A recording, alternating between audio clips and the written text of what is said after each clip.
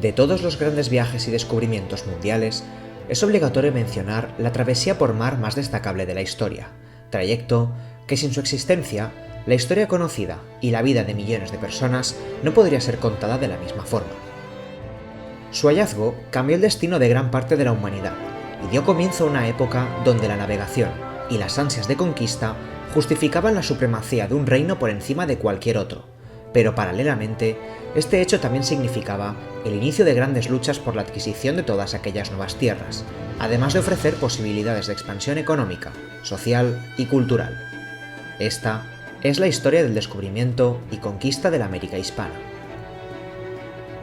El descubrimiento de América tiene lugar en una época de crecimiento para los reinos europeos. Las luchas y epidemias propias del final de la Edad Media habían quedado atrás, y en Europa se vivía una época de expansión económica donde el Renacimiento y las ideas humanistas se hacían con el protagonismo de la Europa del siglo XV. En esta nueva sociedad era notable el gran crecimiento que había experimentado para entonces la burguesía, sector adinerado fuertemente establecido entre la población a través de las grandes ganancias obtenidas del comercio con la India y sus productos tan demandados por los europeos. En el siglo XV, el comercio con Oriente a través de la ruta de la seda se vio interrumpido por la lucha mantenida entre el Imperio Otomano en su guerra contra los bizantinos, atrincherados en Constantinopla, cuya contienda dificultaba el acceso de Europa hacia la India, volviendo los precios de las especias indias desmesuradamente altos, por lo que muchos reinos decidieron buscar una alternativa con tal de poder llegar a Extremo Oriente. Delante de esta problemática, otras fueron las opciones planteadas para poder seguir manteniendo el comercio de una manera segura y fiable. Por ello, varios reinos europeos consideraron válida la opción de establecer colonias por todo el Atlántico y a través del continente africano, siendo las coronas de Castilla y de Portugal las dos grandes potencias marítimas que expandieron su influencia por todo el océano.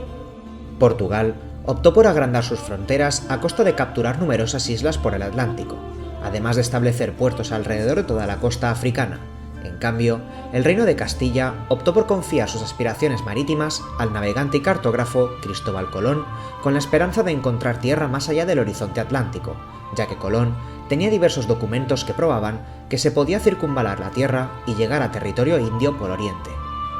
Este proyecto, rechazado por Portugal, llegó a oídos de los reyes católicos, quienes escucharon su propuesta, y finalmente fue la reina Isabel de Castilla quien acabó por confiar en el criterio de Colón, y acabó otorgándole derechos y financiación para su expedición, con la condición de que todas aquellas nuevas tierras que se encontrasen debían ser leales al trono castellano.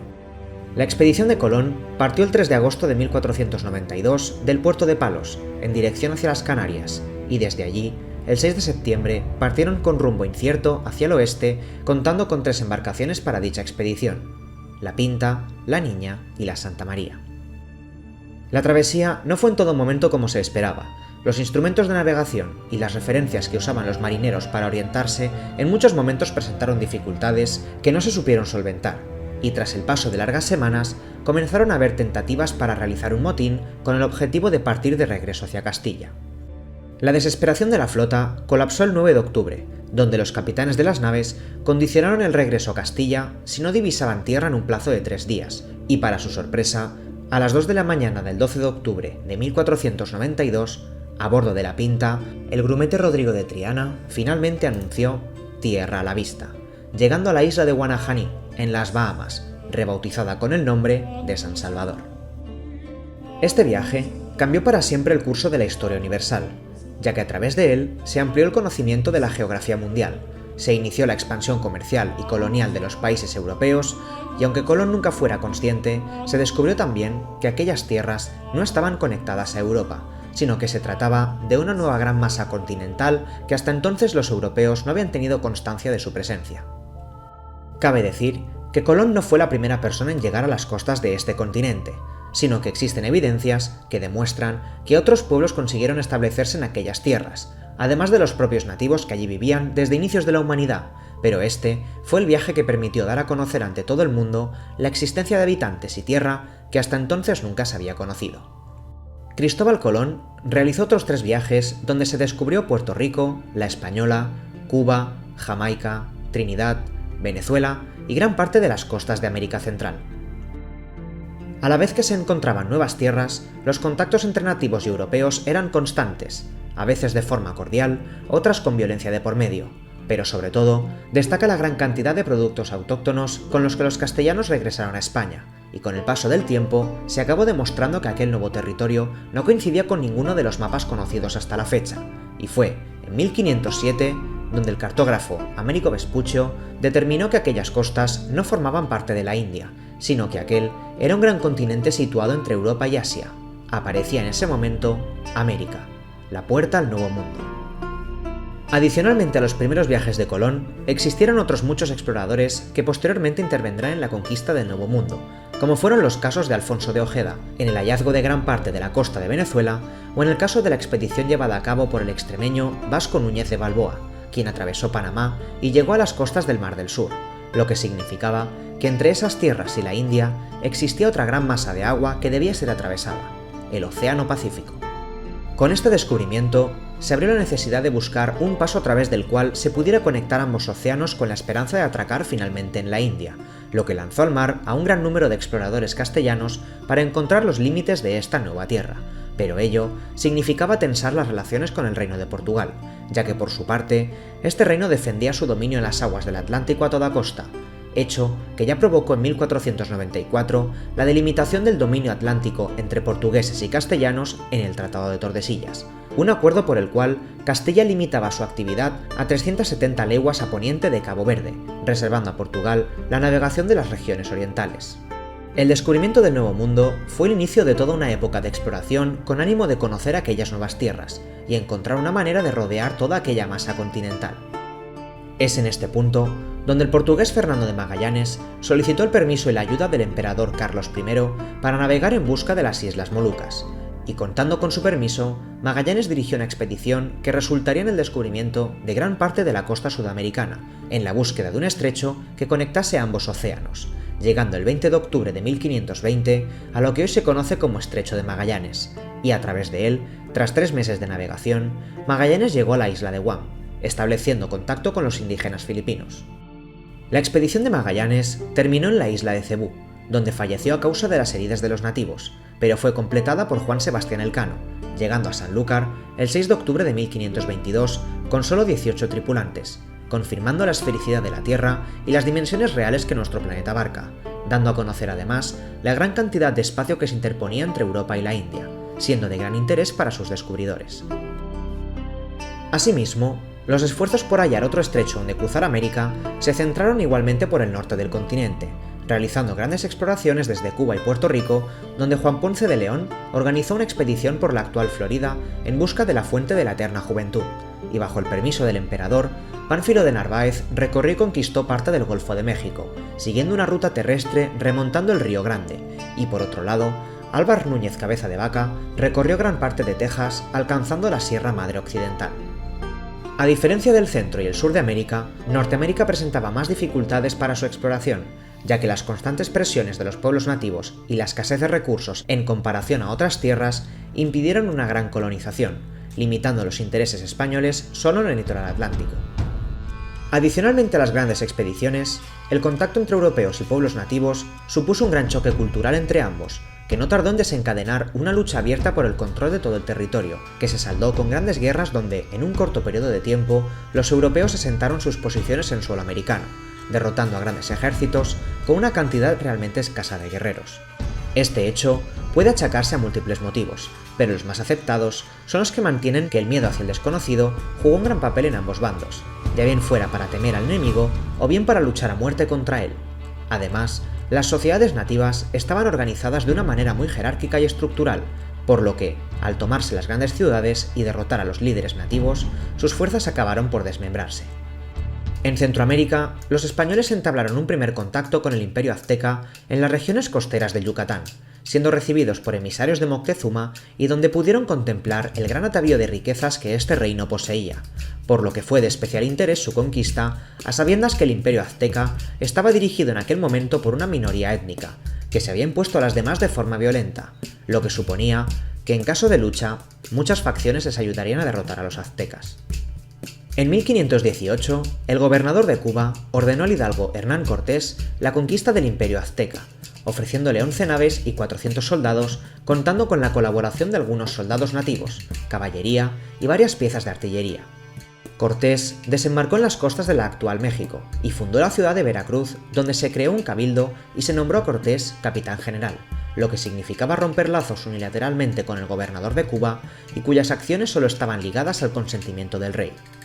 Cortés se adentró hacia el corazón del Imperio Azteca, estableciendo alianzas con algunas tribus rivales, obteniendo cada vez más renombre, llegándose a presentar ante Tenochtitlán, capital del Imperio Azteca, donde fue bien recibido, y los españoles fueron testigos de la majestuosidad de la ciudad y de la de los miles de soldados que en ella vivían. Cortés exigió la rendición azteca y su sumisión al emperador Carlos. No obstante, observando la negativa de los nativos a cumplir dichas acciones, Moctezuma fue apresado y obligado a jurar lealtad al rey, y este acto provocó que la población entera se sublevara y atacara a las fuerzas españolas, acorralándolas en el centro de la ciudad. Moctezuma, en un intento de apaciguar a su gente, fue herido de una pedrada, muriendo días después, y los soldados de Hernán Cortés tuvieron que escapar de la ciudad en la conocida como la Noche Triste, sufriendo graves pérdidas entre sus filas. Una vez abandonada la ciudad, Cortés fue capaz de reorganizar su ejército con soldados procedentes de Cuba, que en un principio tenían órdenes de enfrentarse a él por insumisión al gobernador, y con todas estas nuevas fuerzas, Cortés derrotó a los aztecas en la batalla de Otumba, y posteriormente asediaron Tenochtitlán durante 3 meses, derrotando a su nuevo emperador, Cuauhtémoc, el cual murió siendo sometido a grandes torturas para que declarase dónde se encontraba el gran tesoro de Moctezuma. Con estas victorias sobre el Imperio Azteca, España se anexionó todas aquellas tierras, constituyendo el Virreinato de Nueva España, el cual Cortés fue designado como gobernador en 1522. Por otro lado, en Sudamérica, uno de los grandes imperios existentes era el Inca, facción que se encontraba principalmente en la región actual de Perú.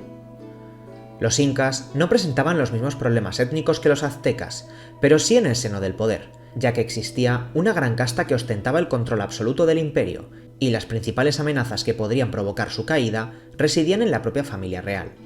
Dirigiendo la expedición hacia el sur, el capitán Francisco Pizarro y su segundo, Diego de Almagro, partieron de Panamá en 1526, pero la dura travesía y las hostilidades presentadas por los nativos obligaron a los españoles a regresar a Panamá sin grandes logros, por lo que Pizarro pidió audiencia con el emperador Carlos para contar con la ayuda de más expedicionarios y fuerzas que le ayudasen a conquistar aquellas regiones, a lo que el rey aceptó, dotando a Pizarro de grandes privilegios para su conquista, creando un gran recelo en su compañero Almagro. A finales de 1531, Francisco Pizarro partió hacia el sur desde Centroamérica, al mando de 180 hombres, numerosos caballos y nuevas piezas de artillería, mientras Almagro se resguardaba en Panamá preparando las tropas de refuerzo, y conociendo la situación de guerra civil que vivía el Imperio Inca, Pizarro se dirigió a los Andes con el objetivo de entrar en Cajamarca y esperar allí a los refuerzos de Almagro.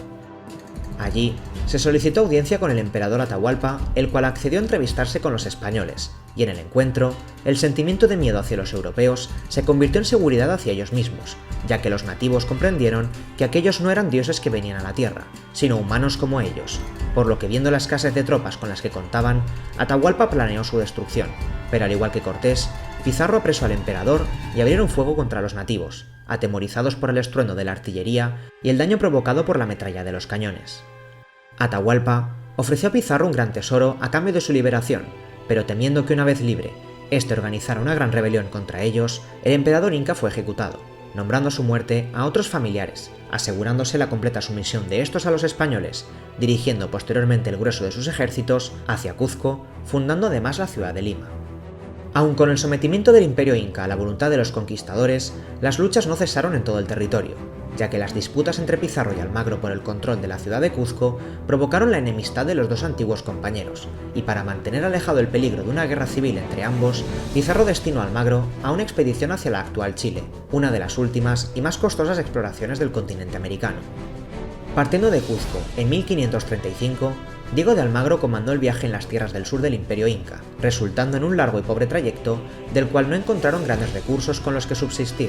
por lo que dieron media vuelta y regresaron hacia Cuzco, en aquel momento protagonista de un gran levantamiento indígena contra Pizarro, que fue aprovechado por Almagro para reclamar la posesión de la ciudad, pero este fue derrotado en la batalla de las Salinas, siendo apresado y ejecutado públicamente. Muerto Almagro, Pizarro encomendó a Pedro de Valdivia la misión de hacer cumplir las pretensiones del emperador Carlos para hacerse con el control de la región sur de América, y cruzando el desierto de Atacama llegaron al valle del río Maponcho, donde se fundó la ciudad de Santiago del Nuevo Extremo, desde la cual se organizó un cabildo y pronto se convirtió en una importante capital y uno de los centros de partida de futuras expediciones. Las luchas que aún se vivían en el norte, entre nativos y europeos, condicionó la decisión de Valdivia a continuar su exploración hacia el estrecho de Magallanes, atravesando regiones complejas como la Araucanía, conocida como el fin del mundo humano debido a la presencia de un clima extremadamente frío por su situación geográfica y a la existencia de nativos con tecnología propia del Neolítico, por lo que no fue difícil imponerse a esta población fundando ciudades como Arauco, Tucapel y Purén. Pero con el tiempo, la población autóctona se organizó en los grandes bosques de la región, la cual atacó a Valdivia, acabando con su vida y con la de gran parte de la población europea que ya se había asentado en aquella zona, por lo que el virrey de Perú mandó una gran fuerza militar que acabó desencadenando una dura matanza por parte de ambos bandos, y donde el líder del ejército nativo, Cuauhpolicán, fue empalado vivo. Paralelamente a las dos grandes expediciones contra los imperios azteca e inca, muchas otras fueron las empresas que zarparon de España con la intención de adueñarse de aquellos dominios. En 1535, con la intención de cerrar el acceso de los portugueses al sur de Brasil, la corona española designó a Pedro de Mendoza a remontar el gran río al que muchos designaban con el nombre de La Plata, para llegar a las costas del Mar del Sur, fundando el puerto de Santa María del Buen Aire, pero las fuerzas españolas se adentraron en el continente para no saber nada más de ellas, y Mendoza murió de regreso a España. En las costas de la actual Colombia, en 1526, comenzaron los primeros contactos entre nativos y conquistadores, los cuales fueron en gran medida bien acogidos, y habiendo fundado ciudades como Santa Marta, todo parecía encaminarse hacia una conquista pacífica, pero justo en el momento de aceptar los últimos acuerdos, el conquistador Rodrigo de Bastidas sufrió un atentado que desencadenó una lucha de poder entre españoles por el control de esas tierras, provocando el envío de más soldados a aquella zona. Debido a las grandes compañías que allí estaban asentadas, todas ellas necesitaban riquezas con las que pagar sus múltiples deudas, por lo que con ello se inició la exploración y la conquista de la actual Colombia, fundando la ciudad de San Sebastián y posteriormente Cartagena de Indias, territorios gobernados dentro de la provincia de Nueva Andalucía. Finalmente, en Venezuela, no existieron grandes asentamientos hasta 1530, donde partieron varias expediciones que remontaron el Orinoco en busca de la legendaria ciudad del Dorado, fundando la ciudad de Santo Tomé y posteriormente, en el Valle de Caracas, se fundó la ciudad de Santiago del León de Caracas.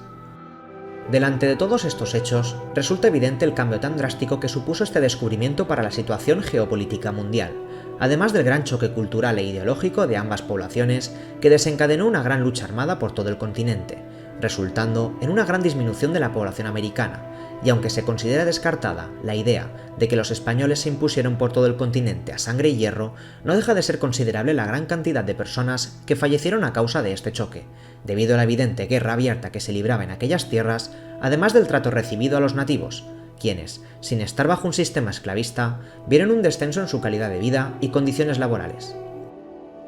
En algunas regiones, como en las Antillas, la población autóctona fue prácticamente exterminada, pero en otras, como México y Perú, los datos demográficos ofrecen información que dista de calificar dicha conquista como genocidio, pero sin ocultar el gran descenso poblacional producto de la guerra, enfermedades y los tratos abusivos que parte de la población sufrió. Con el paso del tiempo, la densidad de población en América fue nuevamente recuperada, ya bien fuera por la inmigración europea, que veía en este nuevo continente una vida llena de oportunidades, como también la llegada de esclavos procedentes de África, y con esta nueva cantidad de población, todas aquellas etnias acabaron por mezclarse, ya bien fuera por las relaciones afectivas entre europeos y nativos, o producto de violaciones con las que aparecen otras personas hasta ahora nunca mencionadas, el mulato o pardo, persona que legalmente vivía con las mismas condiciones que los europeos, pero contando con el menosprecio de estos. Aun a pesar de todos los hechos vividos, ambas culturas convivieron durante siglos en una organización política donde, salvo en materia religiosa, todos colaboraron en el desarrollo de una economía y unas instituciones de gobierno propias, aumentando la influencia de la lengua castellana por todo el mundo, a través de los centros educativos implantados, respetando además el uso de las lenguas nativas, permitiendo llegar a conocer, incluso a día de hoy, algunas de las culturas más antiguas de la humanidad.